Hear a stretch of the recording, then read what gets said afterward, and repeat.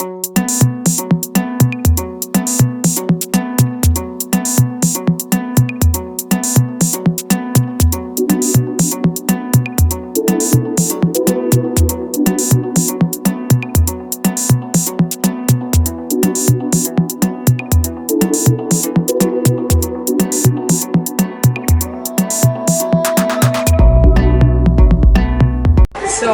I thought we should start with some introduction.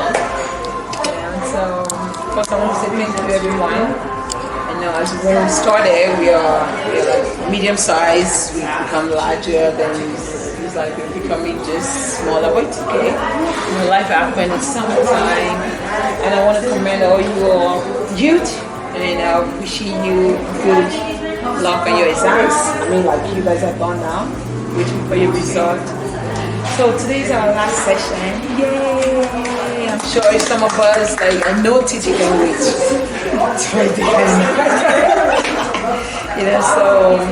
thank you for coming once again. My name is Ranti. I'm the program director of this program, and also working for FAA. My name is Carmela.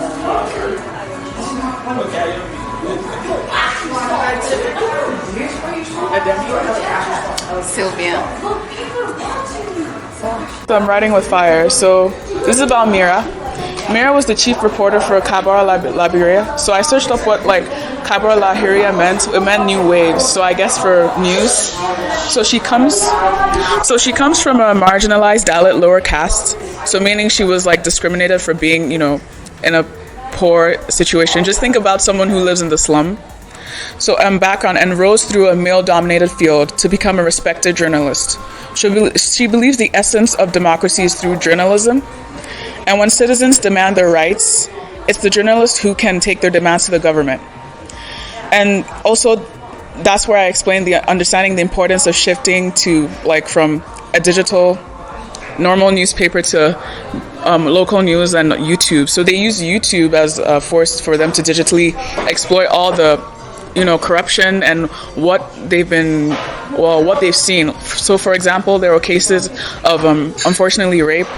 So they would actually walk for miles by foot to meet the victims, and that's how much they were dedicated in.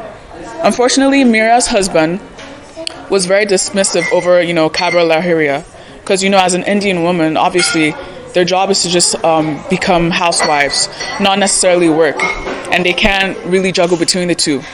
And one thought that I liked was how there was an expectation that these men want educated women as their wives, but they don't want them to work.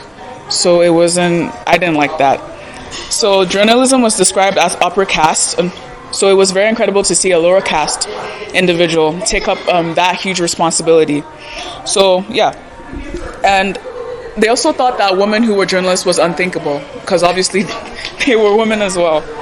So I think their mission is to bring a feminist lens to rural journalism and give a voice to the voiceless of Indian villages, because that's where the lower castes they stayed in.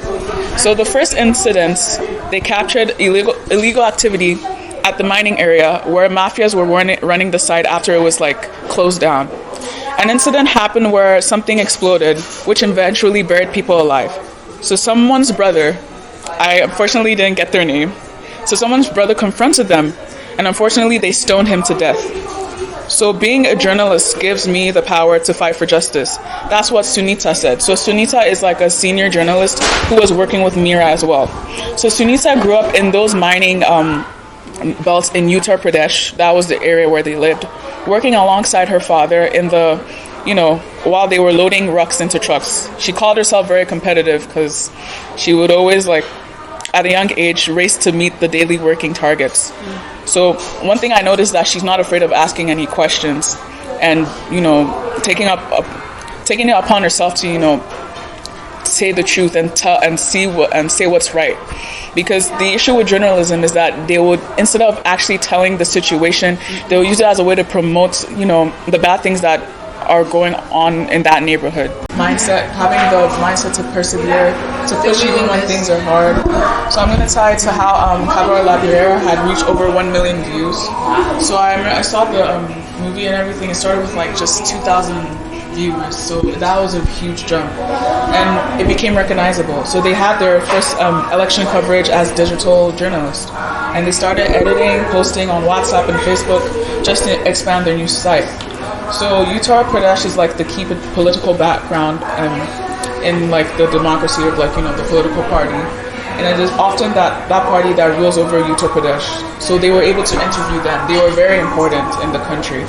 So they even, like I said, they even took on they even took on like cases of like rape, unfortunately, and went headstrong with the government.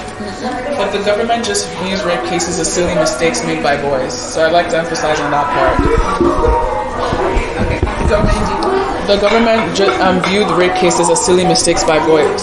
So that's how you know like how women were viewed. They were viewed as like sex objects. Women over age of 60 were getting raped multiple times a day. 60? Yes. Was it 60, 80? But it was very bad. So because like there was no repercussion and they were neglected, obviously guys took advantage of that. Well, men and boys took advantage of that, and that's why rape cases are always getting worse in India every year.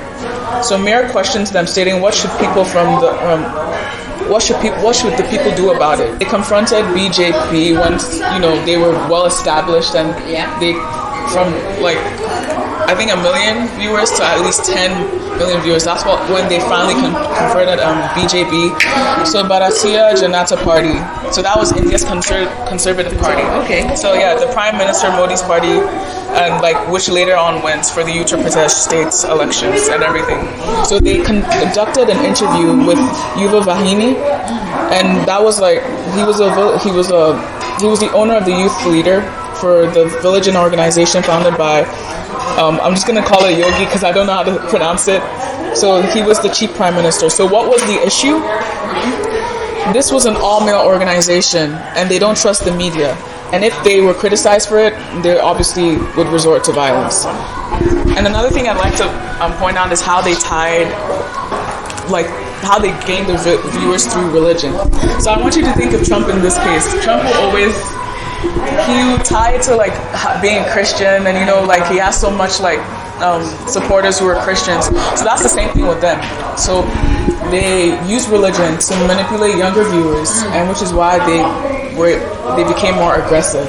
Anyway, so think of the Republicans for Trump and everything, and how aggressive they can get during their elections. That's how they are here. And so for their religion was the holy cows, and the holy cows is what they pray to. And it was some form of manipulation for the younger viewers who didn't know anything for their own personal gain. And at the end of the day, unfortunately, it's just a repeated cycle of, no change, no nothing, right? Always shifting the blame on other people. There was never really a solution. So after years of persistence, Mira finally had gotten an interview of the upcoming leader of, Yuva and Trini. And yeah. And he stated, and the guy, I think his name was Satyam. Okay. He was the youth leader. He stated now that they have more power. The actions are now more visible, holding and dealing with a lot of responsibility. He didn't, and during that interview, he was just dodging the question because she was asking, what changes are we going to do? And he was just talking about religion. And in my mind, I'm like, that has nothing to do with, the actual situation. So he didn't really say any good answers. He would always just tie it to religion instead of actually, taking action that would help the country and move forward. Push left and right. But one thing that they gained out of being with perseverance and pushing forward was that they were able to create a platform for women to express their situations on rape cases, and also call out, mafia gangs on the mining situation and how people were getting unfortunately killed there. So yeah, to be honest, nothing has really changed, but they've created a safe space for people to express themselves, to create change. How does the film challenge traditional ideas of who can be a journalist or a leader? It was in Mira's case with her husband. He wasn't really supportive because at first he would mock her and be like, women are supposed to work, at home. But, later she ignored him and kept on persevering. And once the husband finally noticed that, wow, a million viewers are seeing this, they sort of, I wouldn't say respect, but he sort of let her be at that point, seeing the amount of impact she brings to the women. So I guess it brings some sort of freedom, some sort of freedom to keep pushing, keep trying. So yeah, that's one thing I tie to that. How can we apply the lessons from this film into our community? Watching the Great Hack stood out to me because we're always using social media, so it's interesting to see like how they're kind of manipulating behind the scenes to influence how we think or the content that we're watching and stuff like that. I think that was the very first one. Or was that was the very first one, I think. Because there was one with like Cambridge and voting, where they were influencing the votes for like the American election in 2016. Yeah, I remember that one. Yeah, that one was very interesting. I honestly don't, but I just like me getting outside of the house and actually doing something. It feels productive. Like I was supposed to go for a hangout, but I was telling my friends, no, I had this orientation. I was acting as if like I had a life. Yeah, I had something important to do. I know.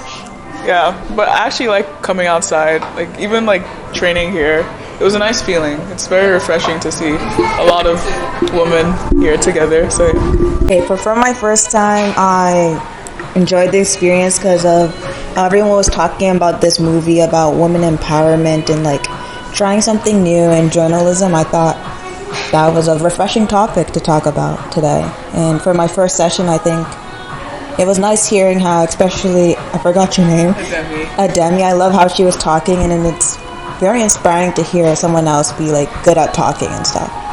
Because the interactions are very educative, very helpful, back and forth with the youth.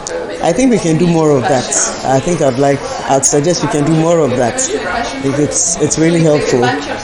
Thank you. Yeah, so for the sessions, what I would like to see more of is more session involving the youth and the adults, because there seems to be a huge disconnect where the youth are doing their own thing and the adults are doing their own thing, and we can all learn a lot from each other.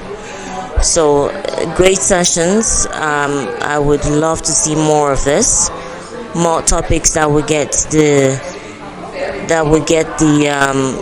youths out of their comfort zone, get them out of their shell to speak up and share what's on their mind and learn from the adults that have been around much longer. One thing I liked is when we had like some guest speakers. I'm sad that I don't remember his name, but he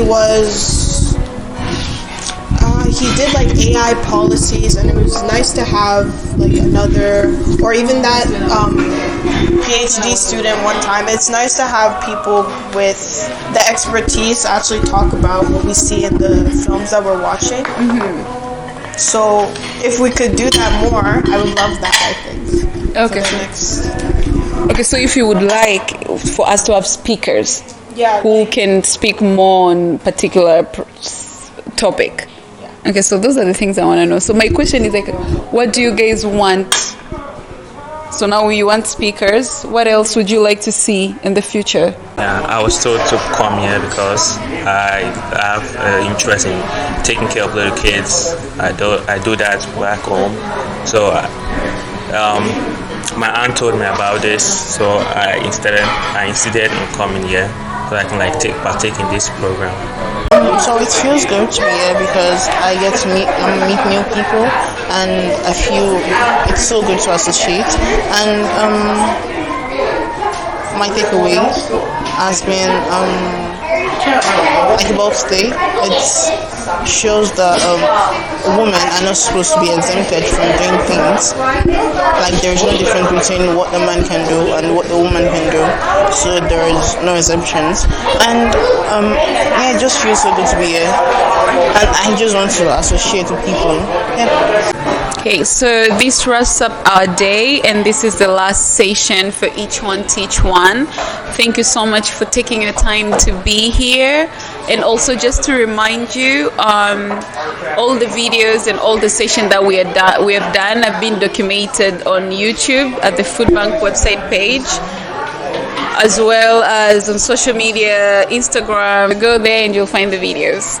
Thank you.